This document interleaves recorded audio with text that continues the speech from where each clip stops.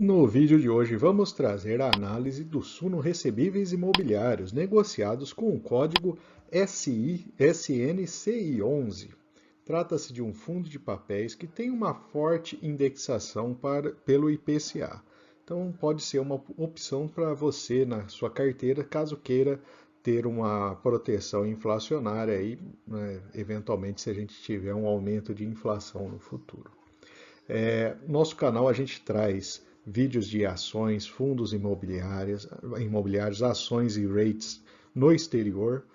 Fique à vontade para navegar entre os vários vídeos e se você não é inscrito ainda, se inscreva, assim você recebe o conteúdo e não esqueça de marcar o sininho, né? Recebe o conteúdo e fica sabendo quando saem os novos vídeos.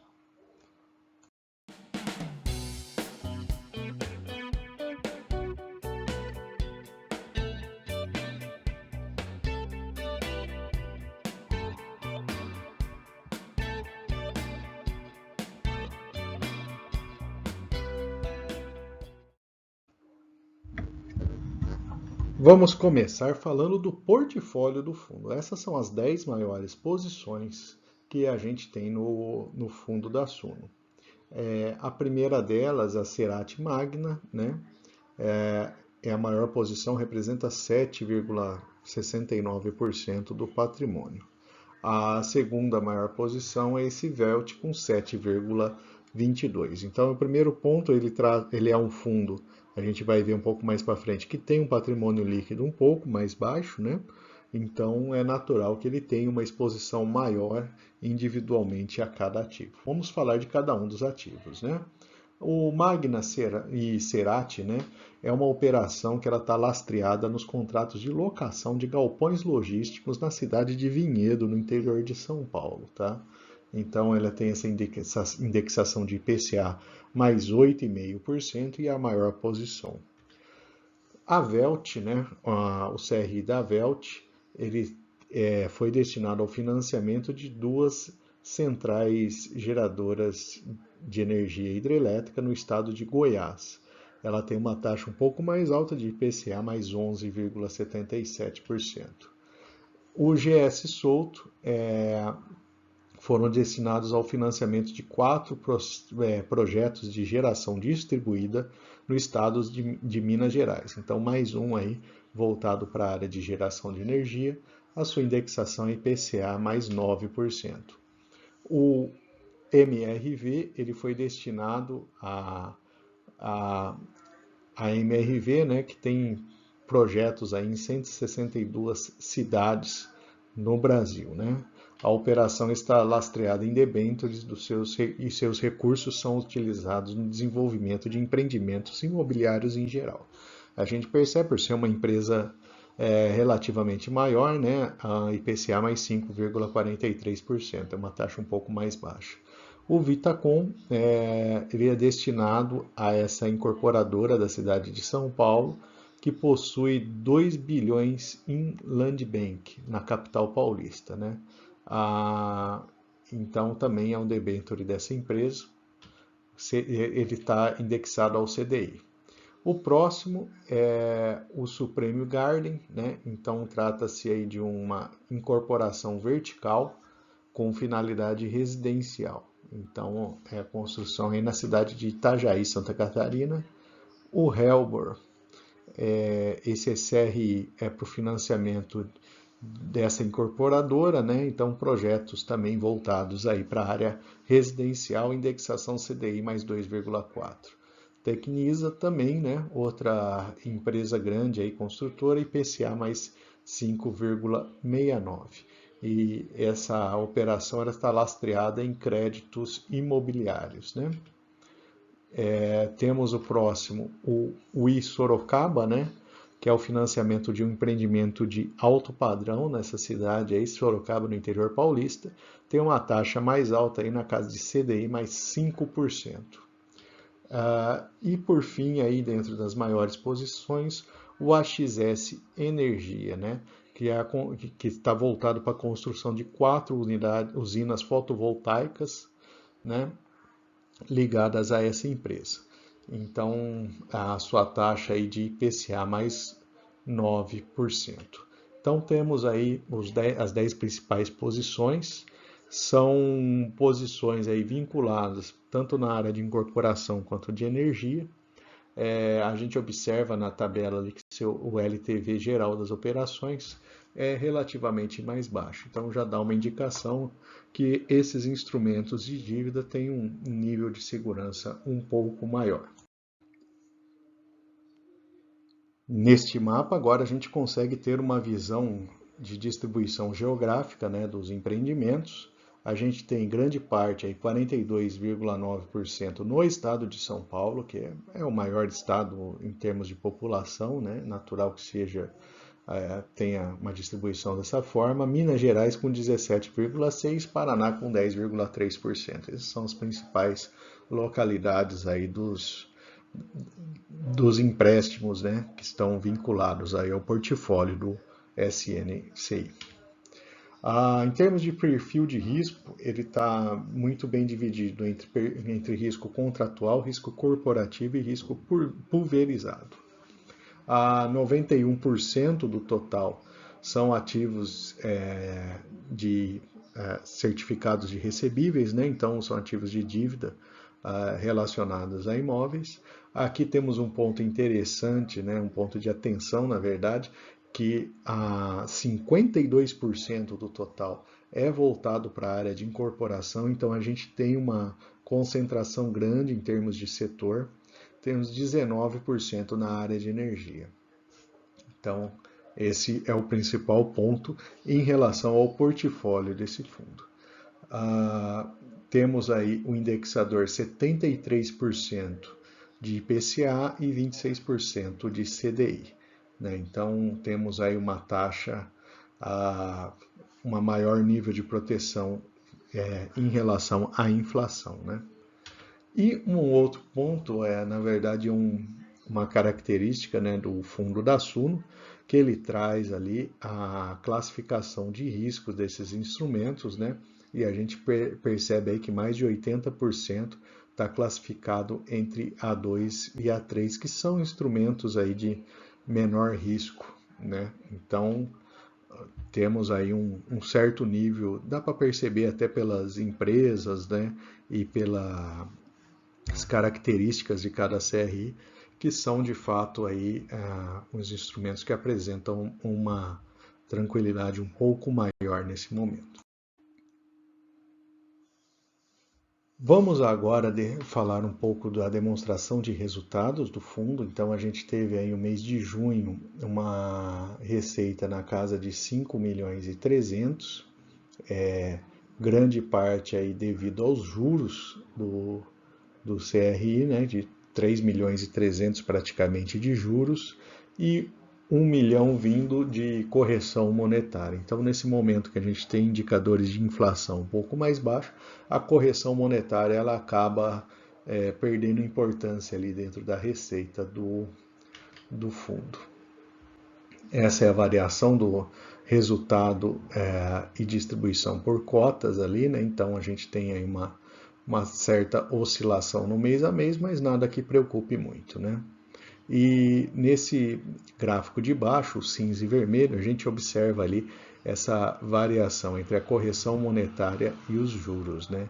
Então tivemos meses aí em que os juros praticamente quase que totalizaram aí o rendimento do fundo. Então, por conta desses indicadores que a gente percebe aí essa oscilação de resultado. E em termos de dividend yield, a gente observa aí até uma queda, né, do dividend yield em relação ao valor de cota do fechamento no período, né? Vamos avaliar agora a performance do fundo. Então ele tem aí um comportamento um pouco melhor, né, um resultado um pouco melhor do que o IFIX, então esse é um dado positivo, né, que a gente observa nesse gráfico. E o seu spread ali,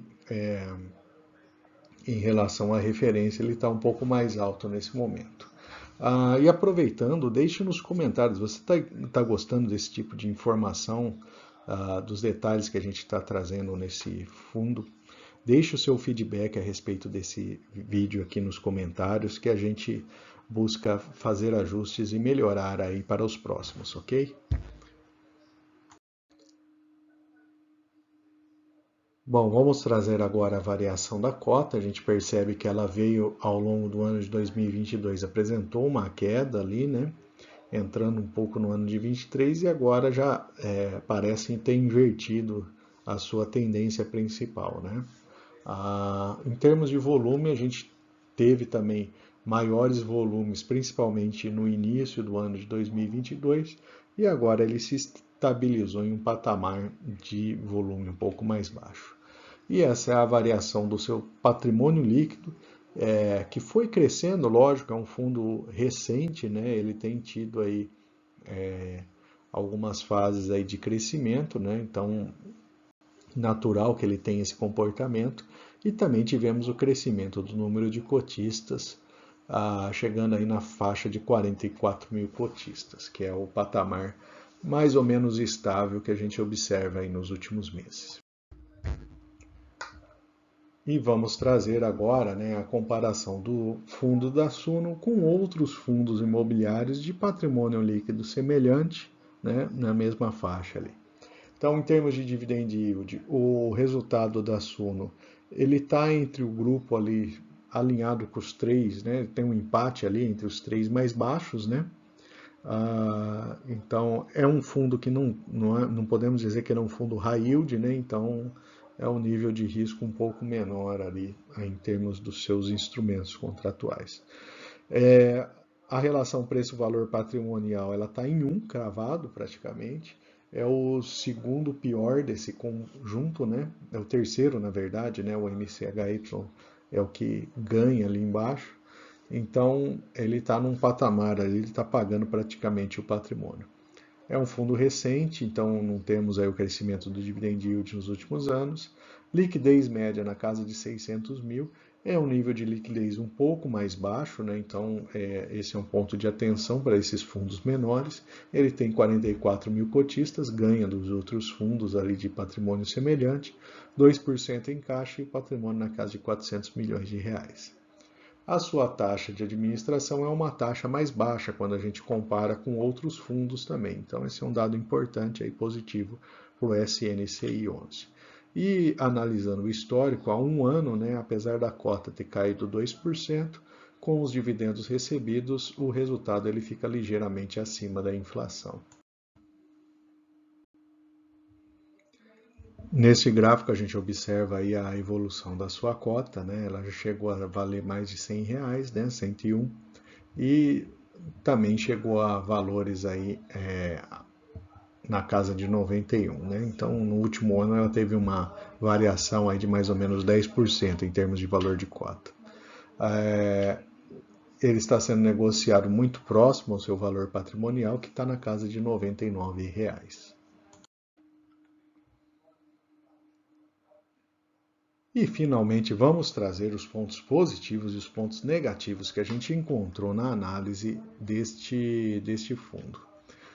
Do lado positivo, ele tem aparenta, né, ter um bom controle do nível de riscos dos instrumentos do fundo, né, então ele faz a sua classificação de riscos ali, baseado no seu critério. O resultado melhor que o IFIX e o aumento do spread do fundo, né, foram bastante positivos. A proteção inflacionária, a indexação em sua maior parte ao IPCA, né, é uma característica que pode ser interessante, né, principalmente a nível de Brasil, de maneira geral. O patamar adequado da taxa de administração, ela está num patamar entre as mais baixas, né, então isso também traz um resultado positivo para o cotista. Do lado negativo, a gente tem um fundo de menor porte, né? Então, de certa forma, né, até por ele iniciar há pouco tempo, acaba tendo um nível de concentração mais alto, né? A gente viu participação em papéis ali que representam 7% do patrimônio líquido total, né? Isso é natural para um fundo que tem um menor patrimônio líquido, né? Então, é uma característica dele, ela acaba trazendo um pouco mais essa concentração, né? Agora, além da concentração dos papéis individuais, né, dos CRIs individuais, existe uma concentração relativamente alta mais de 50%, no setor de incorporação, que podemos, caso a gente tenha algum problema dentro desse setor, o fundo será bem penalizado, né? É um fundo que apresentou queda nos pagamentos dos dividendos, né, no último, se a gente olhar o histórico aí dos últimos 2 anos, né, principalmente pela queda do indicador econômico, que é o IPCA, que puxa aí esse resultado para cima. Mas é aquela avaliação, se você acredita, por exemplo, numa retomada de crescimento do IPCA, ou que ele se estabilize num patamar mais alto do que ele está hoje, ele pode ser uma opção sua para proteger o patrimônio. E também é um fundo de menor liquidez, por ser esse fundo de menor porte que a gente já comentou, né? Então, esses são os principais pontos em relação aos SNCI 11. E fica o conselho, né, caso queira investir no fundo, né, de aprofundar um pouco mais os estudos, olhar mais em detalhe aí, esses instrumentos que compõem o portfólio do fundo. E por fim, eu vou deixar aqui uma lista de outras análises de fundos imobiliários e 2 recomendações de vídeo. Fique à vontade para consultar. Se não for inscrito, se inscreva em nosso canal.